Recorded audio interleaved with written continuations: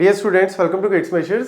जैसे कि IBPS IT officer का प्रीलिमिनरी का एग्जाम हो चुका है, तो जिन स्टूडेंट्स का प्रीलिमिनरी एग्जाम क्वालिफाई हुआ है उनको बहुत बहुत बधाई हो और फटाफट से कमर कस लो, क्योंकि मेंस के लिए आपको जो है बहुत अच्छे ढंग से प्रिपरेशन करनी पड़ेगी। और मैं आपको इस वीडियो में यही बताने जा रहा हूं कि लास्ट 10 to 12 डेज में किस तरीके से बेस्ट प्रिपरेशन कर सकते हो और अच्छे मार्क्स जो है वो मेंस में लेके आ सकते हो। और लेट्स जिन स्टूडेंट्स का अगर नहीं भी हुआ qualify, so better luck next time. मेहनत करो, ऐसा पॉसिबल ही नहीं है कि यार आप कुछ अचीव ना कर पाओ। अगर आप मेहनत कर रहे हो, मेहनत करोगे तो डेफिनेटली एक ना एक दिन आपको जो है वो सफलता मिलेगी ही मिलेगी। बस ये कहीं ना कहीं आप देखो कि अपने आप को सेल्फ एनालिसिस करो कि यार कहीं ना कहीं कोई ना कोई मिस्टेक हुई होगी, कोई ना कोई गलती होगी, उस वजह से क्वालिफाई नहीं हुआ।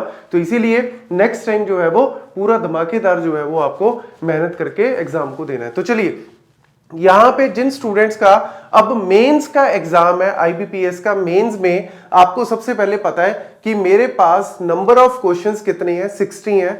हर एक क्वेश्चन जो है वो 1 नंबर का है, तो टोटल मार्क्स मेरे यहां पे कितने आ गए, 60 मार्क्स का मेंस एग्जाम है। और ये सारा का सारा 60 मार्क्स आपका सारा का सारा आईटी का ही है। इसमें इसके अलावा रीजनिंग, एप्टी, इंग्लिश वो सब हो चुका है पहले प्री में।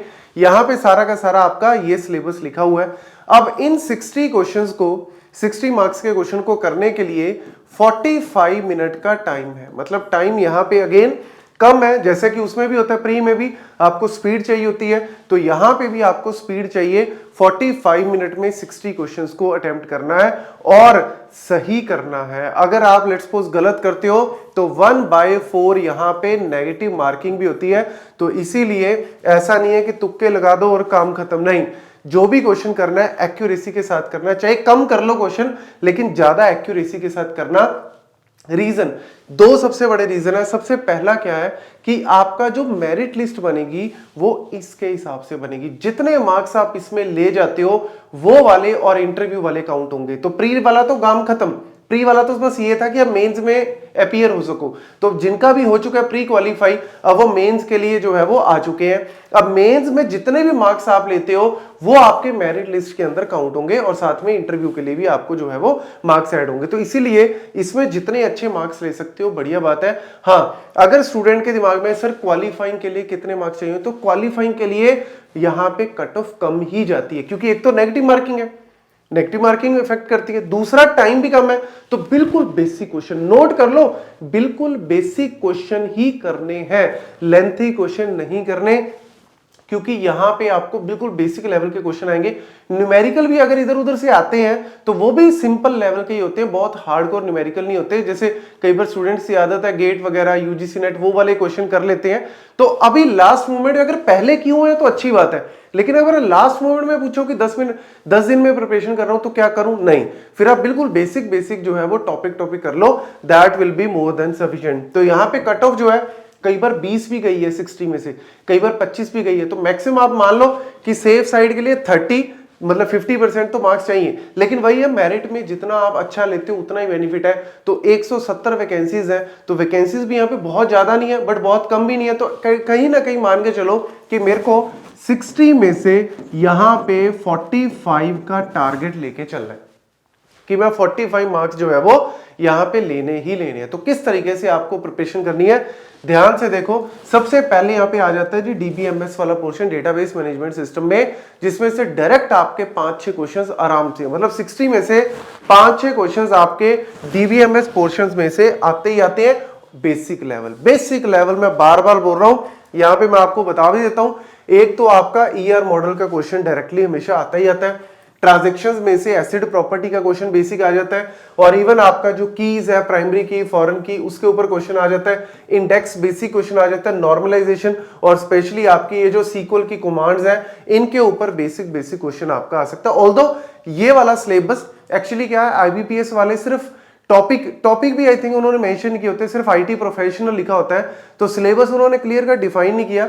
तो मैंने ये वाला सिलेबस आपका जो एसबीआई का इस बार हुआ है, एसबीआई का सिलेबस ही यहाँ पे लिखा हुआ है, क्योंकि आता तो आईबीपीएस में भी जो टॉपिक है वो यही है, मतलब जो आपके सब्जेक्ट है वो यही है। सब्जेक्ट के अंदर जो टॉपिक्स हैं वो आपके एज इट इज आते हैं। तो इसीलिए जस्ट आपको एक रेफरेंस के तौर पे देने के लिए, क्योंकि एसबीआई में जो आईटी ऑफिसर का एग्जाम हुआ है वहां पे उन्होंने क्लियर कट टॉपिक वाइज बताया हुआ था, तो आईबीपीएस में भी ऑब्वियसली सेम सा ही पैटर्न रहता है।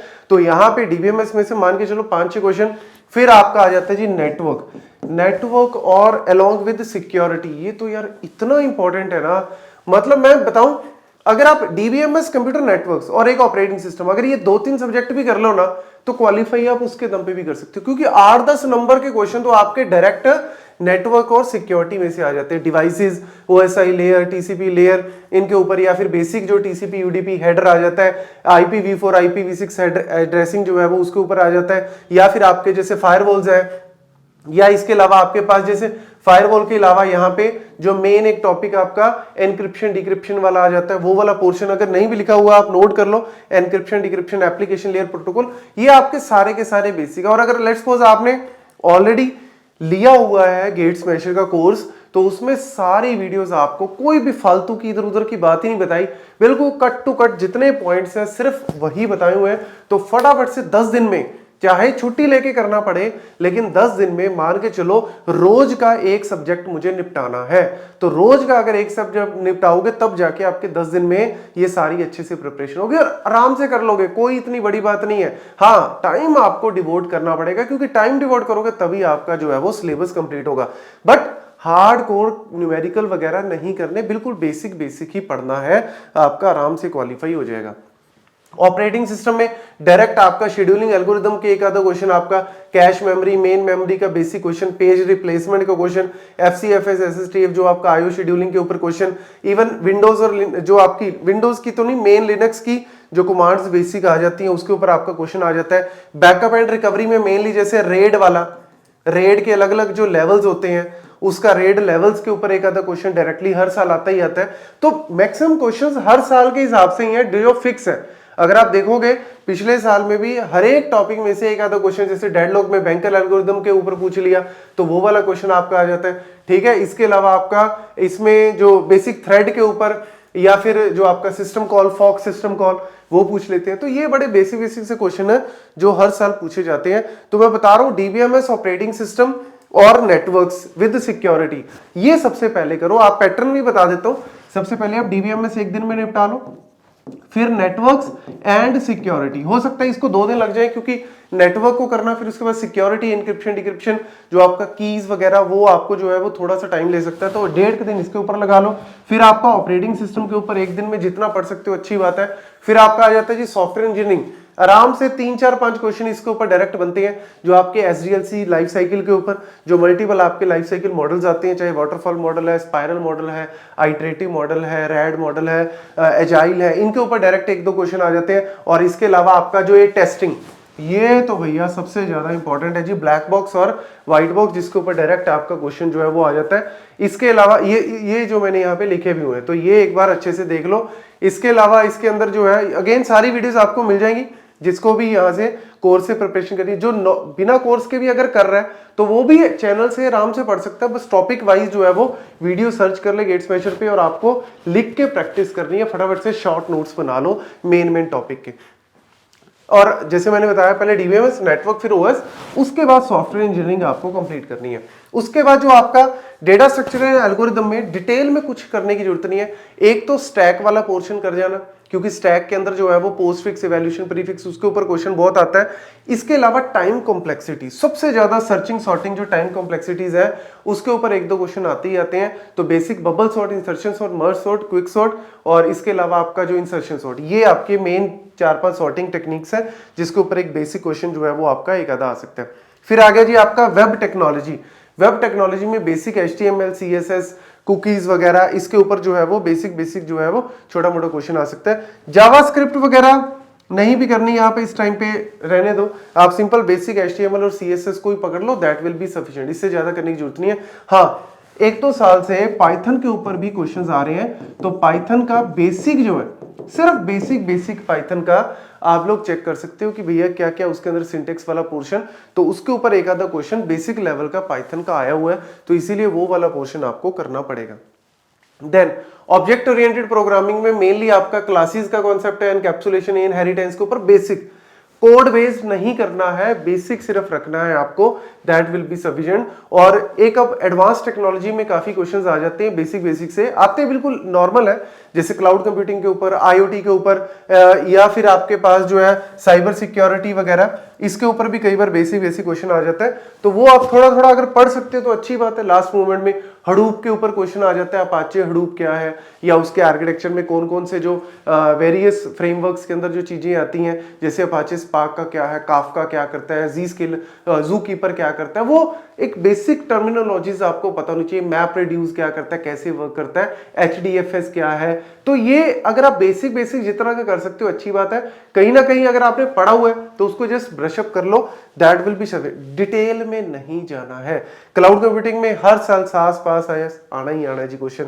पब्लिक प्राइवेट क्लाउड है या वर्चुअलाइजेशन का बेसिक क्वेश्चन जो है, या जो मेन क्लाउड प्रोवाइडर्स है उनके ऊपर क्वेश्चन आ जाता है कि भैया जीसीपी किसका है, एज्योर किसका है, या फिर एडब्ल्यूएस क्या है। तो वो बेसिक क्वेश्चन आप उसको प्रिपेयर कर लो, दैट विल बी सफिशिएंट। तो यहां से इस तरीके से आपके 60 क्वेश्चंस जो है वो बन के आते हैं। मेनली मैंने बताया ही है, मेनली आपका जो है वो DBMS computer network operating system यही खींच लेता है। मतलब 60 में से हम मान के चलो कि 40-45 क्वेश्चन तो आपके इधर से ही आ जाते हैं, बाकी का जो पोर्शन छोटा मोटा मिसलेनियस वाला या एडवांस टेक्नोलॉजी वाला आ जाता है। तो आराम से आप जो है वो 30 नंबर का टारगेट तो मिनिमम है कि 60%, 60 में से 30 तो आपको लेने ही लेने हैं किसी भी हालत में। मतलब आपको इस तरीके से टाइम को मैनेज करके चलना है कि सबसे पहले 30 क्वेश्चन जब आपको लगे कि मेरे ठीक हो गए हैं, स्किप करते जाओ, जो भी लगता है क्वेश्चन नहीं आ रहा स्किप करो, नेक्स्ट पे जाओ, स्किप करो, नेक्स्ट पे जाओ, तुक्का नहीं मारना है। जब आपको लगे कि हाँ यार 30 वाला हो गया, अब कुछ टाइम बचा हुआ है, तो फटाफट से इसको बढ़ाने की कोशिश करो कि भैया अब मैं 35 नंबर का कर लूं, मैं 40 नंबर का। इस तरीके से आप जितना मैक्सिमम कर सकते हो, बट नेगेटिव मार्किंग है तो गड़बड़ मत होने देना, क्योंकि नेगेटिव मार्किंग परेशान करती है। एसबीआई वाले में नेगेटिव मार्किंग नहीं थी, तो मैंने उसमें बोला कि आप लास्ट में 2 मिनट तुक्के लगा दो जो बचे हुए हैं, लेकिन यहां पे मैं बिल्कुल नहीं बोलूंगा एक भी तुक्का मत लगाना अगर आपको उस क्वेश्चन का पता ही नहीं है दूर दूर तक।